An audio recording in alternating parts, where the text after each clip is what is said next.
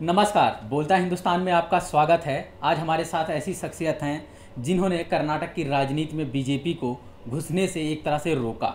जिस गठबंधन की वजह से जेडीएस और कांग्रेस को साथ लाने की एक धुरी बने रहे और जिनकी सबसे बड़ी वजह मानी जाती है कि जिन्होंने कांग्रेस और जेडीएस को साथ लाया।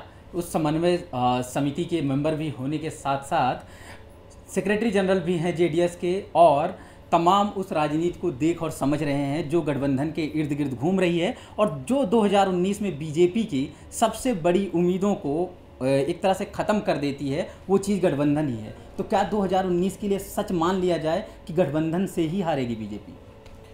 देखिए, 23 मई 2018 को जब कर्नाटक के मुख्यमंत्री के रूप में श्री एच.डी. कुमार स्वामी ने शपथ ली, उस दिन ये तय हो गया कि इस देश में बीजेपी को हराया जा सकता है। और हमारे निमंत्रण पर संपूर्ण विपक्ष एक मंच पर आया, हमारी उस खुशी के मौके। मैं इतना कह सकता हूँ कि जितने लोग, जितनी पॉलिटिकल पार्टीज, जिसको कहता हूँ मैं संपूर्ण विपक्ष, यानी कि कांग्रेस के साथ सभी रीजनल पार्टी, जो कई रीजनल पार्टीज ऐसी हैं जो एक दूसरे के खिलाफ जो हैं स्टेट में मेन अपोजिशन में, लेकिन उसके बावजूद हमने सबको बुलाया और सब लोग, पहली बार हुआ ये देश के इतिहास में कि कांग्रेस और टीडीपी एक साथ थे। उसका रिजल्ट अब आपको देखने को मिल गया कि चुनाव में गठबंधन में आ गए। कांग्रेस और अरविंद केजरीवाल, आम आदमी पार्टी एक मंच पे थे, राहुल गांधी और अरविंद केजरीवाल, ममता बनर्जी और सीताराम येचुरी और केरला के मुख्यमंत्री पिनराई विजयन एक मंच पे थे। तो ये उसमें कई चीज़ें ऐसी हुई जो लोग कभी सोचते थे, एक जो मीडिया का जो एक बड़ा सेक्शन है वो ये सोचता कि नहीं नहीं, ये तो इनके आपस में कंट्राडिक्शंस इतने, ये तो प्लेटफॉर्म शेयर ही नहीं कर सकते। तो वो मिथ हमने तोड़ा। आप जिस प्लेटफॉर्म की बात कर रहे हैं वो कर्नाटक में जब नई सरकार बन रही थी तब उस मंच पर से विपक्षी नेताओं की जो साझा तस्वीर आई पूरी राष्ट्रीय राजनीति में हलचल पैदा कर दिया। तमाम लोग लिखने लगे वहाँ से लेकर दिल्ली तक कि प्रधानमंत्री नरेंद्र मोदी को सबसे बड़ी चुनौती इस एक तस्वीर में आए तमाम नेता देने वाले हैं। तो क्या उन्हीं में से कोई प्रधानमंत्री का चेहरा भी मान लिया गया है? देखिए, आप दो चीज़, शायद वो मंच पहला मंच था, सार्वजनिक रूप से लाइफ में पहली बार बहन सुश्री मायावती और श्री अखिलेश यादव एक मंच पर दिखाई दी। उस मंच पे कई लोग ऐसे थे जो पहली बार एक दूसरे से सार्वजनिक तौर पर एक मंच पर। और कर्नाटक चुनाव में के पहले हम लगातार कर्नाटक चुनाव में कहते रहे, हमने कई मिथ तोड़े उस चुनाव में, और कि BSP, Mayawati ji lead BSP किसी के साथ समझौता नहीं करती, जेडीएस के साथ प्रीपोल अलायंस किया बहन जी ने, और पोस्टपोल अलायंस हमने कांग्रेस के साथ किया। गठबंधन सरकार में भी जो है कांग्रेस, बीएसपी, जेडीएस साथ में आए। बाई इलेक्शन उपचुनाव वहाँ हुए, हम मिलकर के चुनाव लड़े, कांग्रेस और जेडीएस, और बहुजन समाज पार्टी ने जनता दल के जो जहाँ 3 उम्मीदवार लड़ रहे थे, खुले मजबूती के साथ बीएसपी के कैडर ने, उनके एमएलए ने, उनके लीडर्स ने कैंपेन किया और वोट ट्रांसफ़र हुआ। मतलब बीएसपी, कांग्रेस का वोट जेडीएस को मिला, जेडीएस का वोट कांग्रेस को मिला। मतलब ये जो मिथ क्रिएट किया जा रहा था कि भाई एक साथ आने से भी कुछ नहीं होगा, लीडर एक साथ आ जाएंगे लेकिन वोटर और जनता एक साथ नहीं आएगी, वो मिथ भी कांग्रेस के उपचुनाव में टूटा। जहाँ तक चेहरे की बात है, मैं कहता हूँ हम लोग इस देश में लड़ाई लड़ रहे हैं, लोकतंत्र बचाओ लड़ाई, संविधान बचाओ लड़ाई, संवैधानिक संस्थाएं जो हैं उनको बचाना है। अब जब हम संविधान बचाने की बात करते हैं तो बाबा साहब डॉक्टर भीमराव अम्बेडकर ने जो संविधान की रचना की, उसमें साफ तौर पर लिखा है कि देश की जनता, वोटर जो है वो लोकसभा के सदस्य चुनेगा और लोकसभा अपना नेता चुनेगी जो इंटर्न देश का प्रधानमंत्री बनेगा। तो ये जो आ रहा है, चेहरे की बात जो आती है, ये अमेरिकन सिस्टम है, प्रेसिडेंशियल प्रणाली है, राष्ट्रपति शासन प्रणाली। हम राष्ट्रपति शासन प्रणाली वाले देश में नहीं हैं, हम बहुदलीय लोकतांत्रिक प्रणाली वाले देश में जी रहे हैं। यहाँ पर मल्टी पार्टी पार्लियामेंट्री डेमोक्रेसी है, और मल्टी पार्टी पार्लियामेंट्री डेमोक्रेसी में कभी नहीं होता कि वन इस एक साइड और दूसरा उस साइड, दो लोगों के बीच चुनाव नहीं होता। तो हम इस मतलब रचना के ही खिलाफ हैं, और जो संविधान बाबा साहब डॉक्टर अम्बेडकर और उनके टीम ने हमें दिया, हम उसको मानने वाले लोग हैं। तो इस संविधान के खिलाफ है जो इस बात को करेगा कि आपका प्रधानमंत्री उम्मीदवार कौन है। अच्छा, तो इसका मतलब है कि एक लोकतंत्र के लिए अच्छा मानते हैं, विपक्ष के तमाम नेता मानते हैं कि जितनी ज़्यादा बहुलता होगी, जितनी ज़्यादा पार्टियां होंगी, जितने ज़्यादा मुद्दे होंगे, उतना बेहतरीन गठबंधन होगा। अभी तक एक प्रोपेगेंडा दिल्ली में चल रहा है कि अगर कांग्रेस से कोई गठबंधन कर ले रहा है तो महागठबंधन की संभावना नहीं बढ़ रही है। इसलिए यूपी में भी कहा जा रहा है कि सपा बसपा तो साथ आ रहे हैं, कांग्रेस उसमें शामिल नहीं हो रही। कहा जा रहा है कि जेडीएस के साथ गठबंधन होने के साथ ही कांग्रेस का, खासकर बाईपोल के बाद बसपा को साइडलाइन कर दिया गया। क्या इसमें कुछ सच्चाई है? बसपा साइडलाइन है या फिर मजबूती से एक महागठबंधन का रूप ले रहा है तीन दल? देखिए, बिल्कुल नहीं है। मैंने आपको इसीलिए आपके सवाल के जवाब में दिया कि वहाँ जो उपचुनाव हुए उसमें बहुजन समाज पार्टी ने पूरा जेडीएस का सहयोग किया। जेडीएस बीएसपी का प्रीपोलर है, नंबर एक। नंबर दो, बसपा को साइडलाइन करने की बात, बसपा को साइडलाइन करने का मतलब है कि उत्तर प्रदेश में आप मतलब विपक्ष की एकता संभव ही नहीं है। मतलब मैं बहुत साफ तौर पर कहता हूँ इस बात को। और जहाँ तक इसकी बात है, आपने दूसरा सवाल किया कि महागठबंधन का क्या रूप लेगा, महागठबंधन का क्या रूप लेगा। देखिए, एक बात से मैं ये कहता हूँ, जो लोग 23 मई को हमारे मंच पर आए, उन लोगों का एक सामूहिक निर्णय है कि हम लोग ये जो किसान विरोधी, नौजवान विरोधी, आदमी विरोधी, महिला विरोधी जो सरकार भारतीय जनता पार्टी की श्री नरेंद्र मोदी के नेतृत्व में चल रही है, इसको हमें हटाना है। इस देश की जनता को जो है इनके चुंगल से निकालना है, इस देश का लोकतंत्र और संविधान बचाना है। ये रिजॉल्व है सबका। हाँ, अब आती है बात पॉलिटिकल स्पेस की। कई प्रदेशों में हम लोग प्रीपोल अलायंस में लड़ेंगे, स्टेट स्पेसिफिक अलायंसेस होंगे। कहीं हम प्रीपोल अलायंस में जाएंगे, कहीं के प्रदेशों में हम पोस्टपोल रहेंगे। अब ये तो संभव नहीं है कि आप 20 पार्टियां जो है उनको सबको सारे हर प्रदेश में शेयर मिल जाए। It is not possible. जो पार्टी स्ट्रांग होगी, नंबर 1 पार्टी होगी जिस स्टेट में, वो लीड करेगी, और जो जिनका वहाँ प्रेजेंस होगी वो उसको अकोमोडेट करने की कोशिश करेगी। अब जैसे केरला है, केरला में गठबंधन का सवाल ही नहीं है। वहाँ ऑलरेडी गठबंधन है, एक तरफ एलडीएफ है, एक तरफ यूडीएफ है। अब एलडीएफ, जेडीएस वहाँ एलडीएफ का पार्ट है, जेडीएस का वहाँ मिनिस्टर है। हम सरकार में हैं केरला में, जेडीएस पार्ट है सरकार के, लेकिन हम कर्नाटक में हम सरकार लीड कर रहे हैं कांग्रेस के साथ, और कांग्रेस वहाँ विपक्ष में है। अब केरला में 20 सीटें, 20 की 20 जो जीत के आएंगी, चाहे एलडीएफ जीते चाहे यूडीएफ जीते, वो बीजेपी के खिलाफ आएंगी। पश्चिम बंगाल है, वहाँ ममता बनर्जी खुद इतनी स्ट्रांग है कि उनको, मैं नहीं समझता किसी से गठबंधन करने की जरूरत भी पड़ेगी। तो वहाँ टीएमसी जीते, कांग्रेस जीते, सीपीएम जीते, सब बीजेपी के खिलाफ आएंगे। अब उत्तर प्रदेश, उत्तर प्रदेश में सपा और बसपा मिलके गठबंधन बन जाता है। अब उसमें लोकदल है ही साथ उनके, आरएलडी चौधरी अजीत सिंह, तो ये बड़ा गठबंधन है। अब उसमें कांग्रेस भी अगर आ जाए तो सोने पे सुहागा है। जैसे दूसरे महागठबंधन या गठबंधन में अन्य पार्टियां गौड़ हो जाती हैं, वैसे उत्तर प्रदेश में मेन पार्टियां सपा और बसपा हैं, यानी यहाँ कांग्रेस के आने ना आने से बहुत बड़ा फर्क नहीं पड़ेगा। देखिए, अब आप कहें कि साहब जेडीएस जो है वो राजस्थान में जेडीएस को सीट नहीं मिली, कोई मतलब, देखिए मतलब हमें जो है ये जिस प्रदेश में जिस पार्टी की प्रेजेंस है वो पार्टी गठबंधन। अब महाराष्ट्र में कांग्रेस और एनसीपी आ जाए साथ में है, गठबंधन हो गया। वहां अब सपा रहे, जेडीएस रहे, टीएमसी रहे या ना रहे, कोई मतलब नहीं है।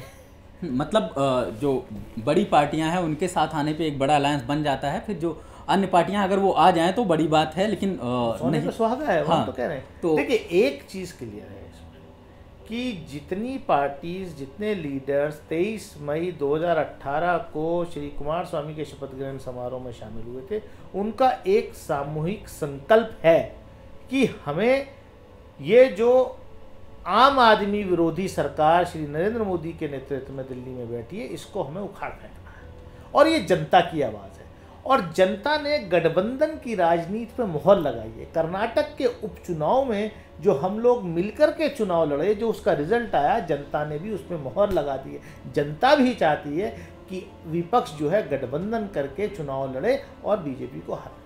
तो अगर इसी गठबंधन की तस्वीर, खासकर मई 2018 में जो उस मंच से तस्वीर आई, उसमें सोनिया गांधी और मायावती की जो एक तस्वीर आई, उसे देखकर कहा जाने लगा कि देश की दो सबसे बड़ी राजनेता अगर एक साथ हैं तो बीजेपी के लिए सबसे बड़ी चुनौती है। अभी कुछ दिनों पहले चुनाव हो रहे हैं मध्य प्रदेश, छत्तीसगढ़ में अभी चल रहे हैं चुनाव, वहाँ पर कुछ छिटपुट खबरें आने लगी कि पहले गठबंधन होगा, लेकिन आखिरकार गठबंधन नहीं हुआ। तो बड़ी तल्खियाँ आई, मायावती ने प्रेस कॉन्फ्रेंस करके कहा कि कांग्रेस बड़ी धूर्त पार्टी है, उसके साथ जाना बड़ा मुश्किल है। तो ऐसे में कहाँ गठबंधन की संभावना है? मायावती जी की पूरी प्रेस कॉन्फ्रेंस आप सुनिए, मैंने भी सुनी।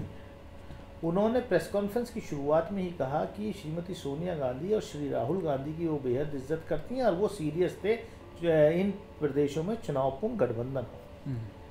अब देखिए, उनकी जगह आप भी होते, हम भी होते। अब कांग्रेस के एक बड़े नेता का बयान आता है, दिग्विजय सिंह, कि साहब वो तो प्रेशर में आ रही है। मायावती जैसी नेत्री जो है ना, वो किसी प्रेशर में नहीं आने वाली,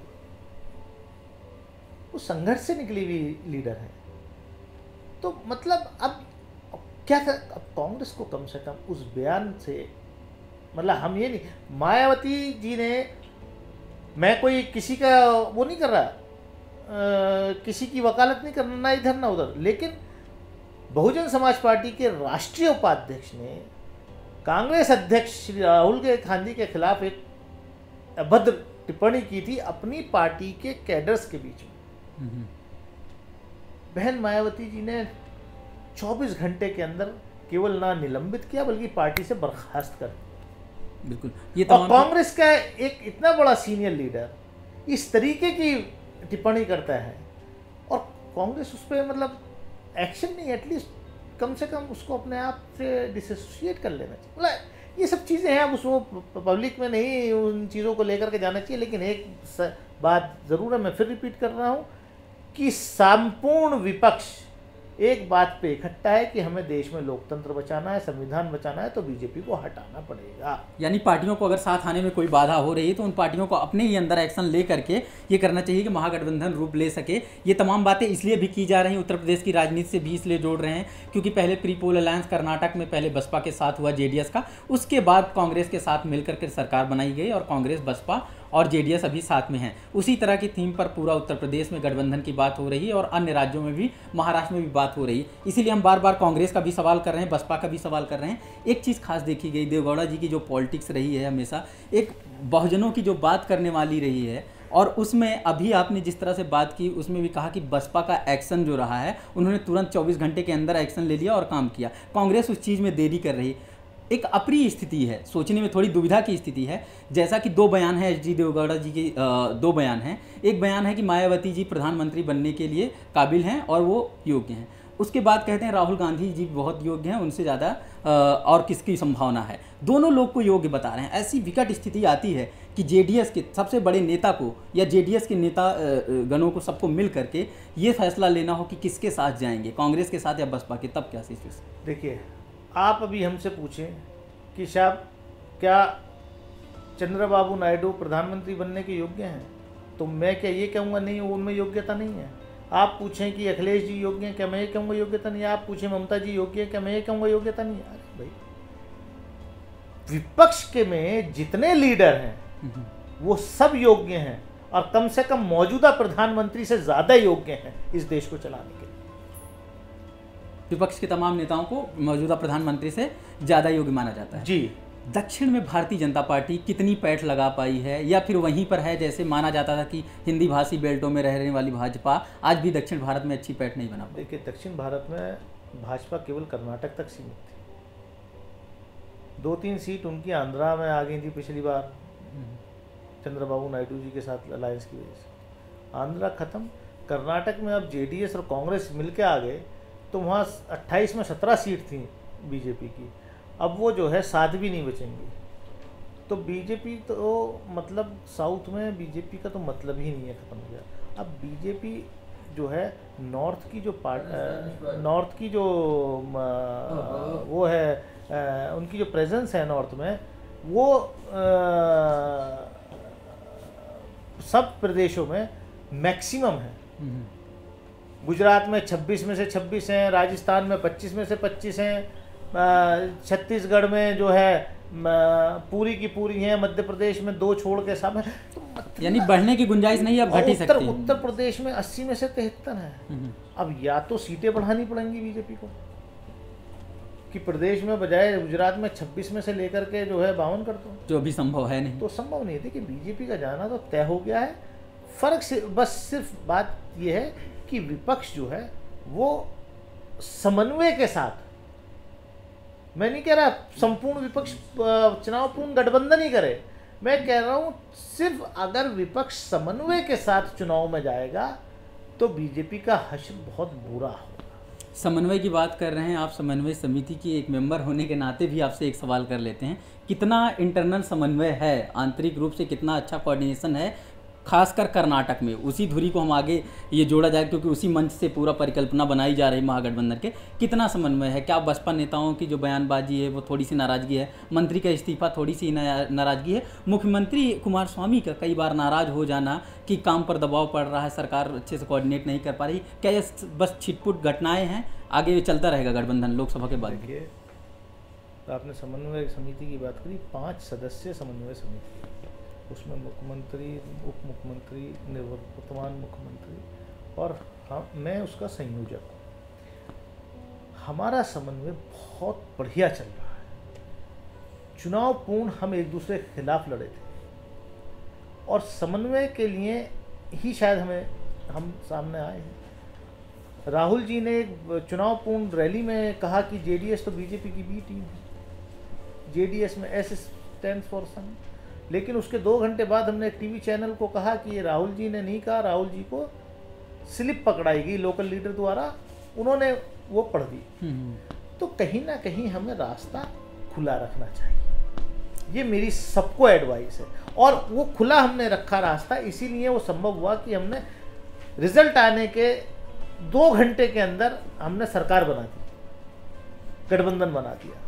अभी कहा जा रहा है कि चंद्रबाबू नायडू जी ममता बनर्जी से मिल रहे हैं, तमाम देश के जो भाजपा गैर कांग्रेस दलों के बड़े नेता हैं आपस में मिल रहे हैं। और एक ये चीज़ देखी गई, लगभग 6 राज्यों में मायावती जी वहाँ के तीसरी नंबर की पार्टी या दूसरी नंबर की पार्टी से संपर्क करके उनके साथ गठबंधन कर रहे हैं। तो एक तो गठबंधन की संभावना है ही, महागठबंधन की, जिसमें कांग्रेस भी शामिल रहा। अगर कांग्रेस कोई अड़ियल रवैया अपनाती या फिर उसी तरह स्लिप पकड़ाने वाले लोग हावी हो जाते हैं कांग्रेस के अंदर, तो क्या तीसरी नंबर की पार्टियां और दूसरे नंबर की पार्टियां पूरे देश में एक साथ आ सकती हैं? देखिए हर राजनीतिक दल को अधिकार है कि वो अपना बेस जो है उसको एक्सपेंड करे, बढ़ाए, तो उसको तो नहीं रोक सकते आप। भाई राजनीतिक दल को राजनीति भी करनी है ना, तो अपना बेस एक्सपेंड करेगा, उसमें क्या बुराई है। अगर मान लीजिए कहीं किसी स्टेट में गठबंधन नहीं होता, हमको हमारी हैसियत के मुताबिक हमें शेयर नहीं दिया जाता, तो हम अपनी पॉलिटिकल पार्टी पर के दरवाजे पर शटर तो डाल नहीं देंगे। तो वही भी बहुजन समाज पार्टी ने किया। भाई गठबंधन नहीं हुआ, उनके इच्छा के अनुसार, उनके हित के मुताबिक सीटें नहीं मिली, कुछ कहीं कमी रही, तो अकेले लड़ रहे। लेकिन चुनाव के बाद फिर आप देखिएगा कि एक मंच पर नजर आएंगे। आखिरी बात यह है कि कर्नाटक में जो गठबंधन है, अगर मौजूदा स्थिति में इसी गठबंधन के साथ चुनाव होते हैं तो कितनी सीटें आप लोग जीतने में कामयाब होंगे? हम लोग 28 में से 25 प्लस जीतेंगे, बीजेपी का सफाया कर देंगे कर्नाटक में, और ऐसी ही उम्मीद जो है पूरे देश में है। अगर उत्तर प्रदेश में ये गठबंधन, जिस गठबंधन की आप बात कर रहे हैं, ये गठबंधन हो गया तो बीजेपी जो है उत्तर प्रदेश में कम से कम 60 सीट लूज करेगी। 60 सीटें मतलब खोने वाली है, लगभग 10 सीटें बस। जो 1999 में, जो 99 में, 98 99 में बीजेपी का हशर हुआ था कि 10 सीट मिली थी बीजेपी को 80 में से, वही हशर बीजेपी का 2019 में होगा। कर्नाटक के बाहर आप लोगों का, कर्नाटक में तो एक पार्टी अब मुख्यमंत्री का चेहरा भी होना, साथ ही पिछले चुनाव में दूसरे नंबर की पार्टी वोट प्रतिशत के नज़रिए से होना, इस बार तीसरे नंबर की होकर भी अपना मुख्यमंत्री बनाना। कर्नाटक में तो सभी को पता है कि जेडीएस की एक अच्छी पैठ है। और किन राज्यों में आपके किन से बातचीत चल रही है? नहीं देखिए, जनता दल सेकुलर एक कर्नाटक बेस्ड मजबूत पार्टी है। उसके बाद हम केरला में हमारे एक मिनिस्टर है, 3 एमएलए हैं, हम एलडीएफ का हिस्सा है, वहाँ हम सरकार में शामिल हैं। महाराष्ट्र में हमारा अच्छा यूनिट है। ये हमारे यूनिट्स सब प्रदेशों में है, यूपी में भी हमारा यूनिट काम कर रहा है। तो हम जो है राजस्थान में भी है, मध्य प्रदेश में भी, तो छोटे छोटे हमारा यूनिट्स हैं। तो हम कोई ज़्यादा एक्सपिरेशन नहीं है हमारे कि हम जो है पूरे देश में चुनाव लड़ाएं या सब जगह, ऐसा कुछ नहीं है। हम चाहते हैं कि देवेगौड़ा जी के नेतृत्व में जनता दल सेकुलर जो एक पॉलिटिकल पार्टी है वो अपनी भूमिका निभाएगा इस देश के विपक्षी दलों को इकट्ठा करके कि 2019 में एक डेमोक्रेटिक लोकतांत्रिक किसानों की, आम आदमी के बारे में सोचने वाली, उनके हकों की लड़ाई लड़ने वाली, उनको इंसाफ पसंद सरकार इस देश में बने। आप कह रहे हैं कि तमाम चुनाव होगा जब सारे राज्यों में, यूपी, बिहार, मध्य प्रदेश, तमाम जगहों पर सबसे ज़्यादा लगभग सीटें बीजेपी ने पाई थी, अब उसके सिर्फ घटने की संभावना है। ऐसी स्थिति में बीजेपी ना तो सबसे बड़ी पार्टी बन पाएगी और कांग्रेस भी ऐसे एकाएक बहुमत पाती नहीं दिख रही है। तो जो एक चुनाव के बाद पोस्ट अलायंस की बात होगी, उस जब सरकार बनने वाली होगी, तो क्या 1996-97 की उसी तरह दोहराने की संभावना है, जब एक पिछड़ा नेता होने के नाते, एक अच्छे नेता होने के नाते देवेगौड़ा जी को प्रधानमंत्री चुना गया, तो क्या वो भी ऐसा कोशिश करेंगे सबसे सीनियर लीडर होने के नाते कि किसी पिछड़े और दलित को प्रधानमंत्री प्रोजेक्ट करेंगे? देखिए, अब ये सब बहुत प्रीमेच्योर सवाल है। जब चुनाव के रिजल्ट आ जाएंगे, सारे विपक्षी दल रिजल्ट के बाद हम लोग इकट्ठा बैठेंगे और उसमें सर्वसम्मति से हम अपना नेता चुन लेंगे। मैं आपको ये विश्वास दिलाता हूँ कि 24 घंटे नहीं लगेंगे हमें अपने गठबंधन का नेता तय करने में। 77 में मुरारजी भाई देसाई को प्राइम मिनिस्टर कैंडिडेट नहीं प्रोजेक्ट किया था। 89 में वीपी सिंह जी को प्राइम मिनिस्टर कैंडिडेट प्रोजेक्ट नहीं किया था। 96 में देवेगौड़ा जी को प्राइम मिनिस्टर कैंडिडेट नहीं प्रोजेक्ट किया था। 2004 में Manmohan Singh prime minister candidate projected नहीं थे। तो ये सवाल जो है, ये भाजपा और आरएसएस का द्वारा बार बार इस सवाल को बचाया जा रहा है कि पर्सनैलिटी बेस्ड इलेक्शन कर दो। हम बाबा साहब डॉक्टर भीमराव अंबेडकर के संविधान को मानने वाले लोग हैं। जो संविधान की रचना जिस तरीके से हुई है, जो संविधान में चीज़ है, हम उसको मानेंगे।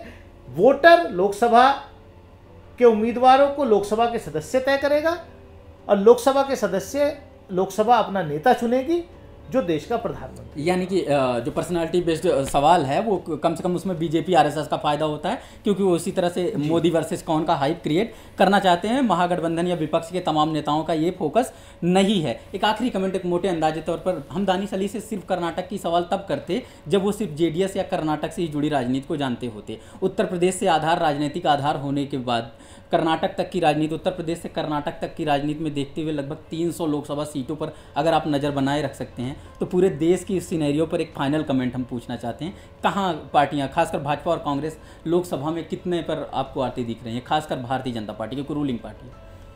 देखिए, बहुत मॉडरेट अगर मैं कहूँ तो भारतीय जनता पार्टी जो है 125 सीट पर सिमट जाएगी। 125, मतलब जो प्रमुख राज्य रहे हैं वहीं से घटौती हो जाएगी। भैया मैंने बताया ना, अब या तो गुजरात की 26 की 52 कर लो आप, राजस्थान की 25 में 50 कर लो, तभी आ सकती है। बीजेपी आएगी कहाँ? एक एक सीट के राज्य नॉर्थ ईस्ट से जीत के आएंगे क्या? कहाँ आओगे यार?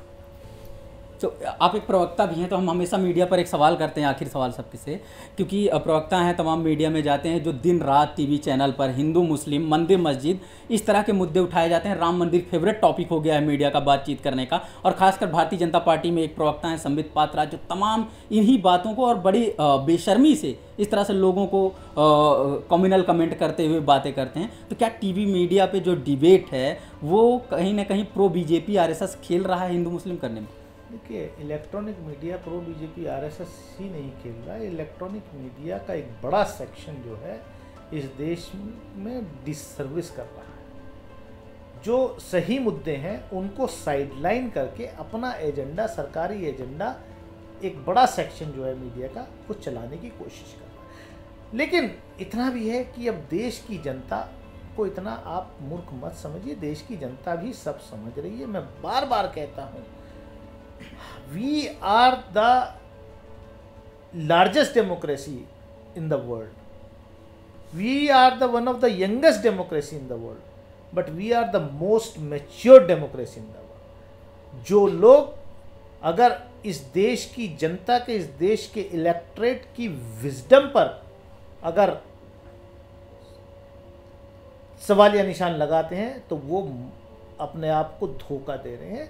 वक्त आने दीजिए, देश की जनता बड़े सही अंदाज में जवाब देती है। ये इतिहास रहा है। सवाल का दूसरा हिस्सा जो था आपने उसे छोड़ ही दिया कि संबित पात्रा को क्या टीवी चैनल प्रमोट करते हैं या बीजेपी इस तरह के कम्युनल कमेंट के लिए प्रमोट करते हैं? मैं किसी इंडिविजुअल पर जो है कोई कमेंट नहीं करता। This is below my dignity. अच्छा, चलिए बहुत बहुत शुक्रिया आपका बातचीत करने के लिए, क्योंकि टीवी मीडिया बहुत निराश करता है, इसलिए हम तमाम सवाल करते हैं कि राजनीतिक दल तो अपने लोएस्ट लेवल पर पहुंच ही गए हैं, टीवी मीडिया भी जिस तरह से बहस करता है, लगता है कि राम मंदिर ही सबसे बड़ा मुद्दा है और देश में तमाम मुद्दे गौड़ हो चुके हैं और मुख्य मुद्दा राम मंदिर ही है। हमसे बात करने के लिए बहुत बहुत शुक्रिया।